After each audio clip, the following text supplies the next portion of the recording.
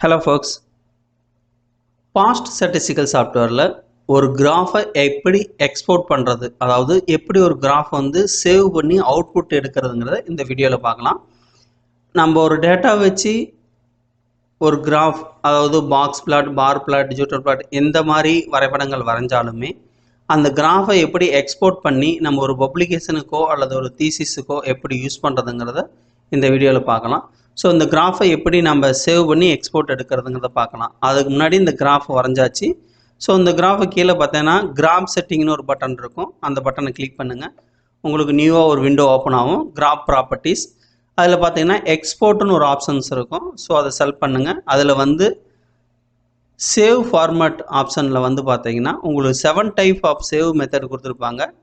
SVG, PDF, JPG, TIFF, GIF, PNG and BMP.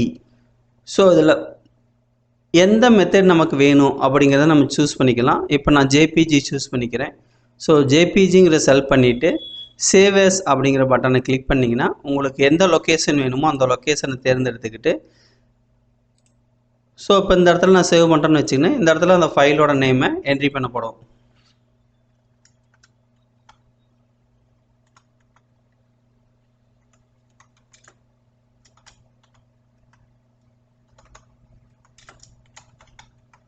So file name entry பண்ணிவிட்டு save கொடுத்துட்டிங்கன்னா உங்களுக்கு அந்த file export ஆயிரும். ஸோ இப்போ அந்த ஃபைல் ஓப்பன் பண்ணலாம். ஸோ ஃபைல் சேவ் பண்ண ஃபைல் வந்து அவுட்புட் எடுத்தாச்சு. இது நமக்கு எக்ஸ் ஆக்சிஸ், இது நமக்கு ஒய் ஆக்சிஸ்.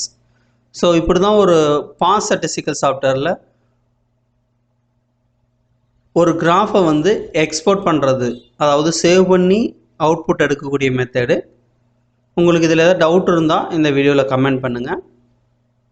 இந்த வீடியோ உங்களுக்கு பிடிச்சிருந்தால் இந்த சேனலை சப்ஸ்கிரைப் பண்ணுங்கள். அண்டு இந்த வீடியோ யாருக்கு யூஸ்ஃபுல்லாக இருக்குமோ அவங்களுக்கு ஷேர் பண்ணுங்கள். தேங்க்யூ ஃபார் வாட்சிங் திஸ் வீடியோ.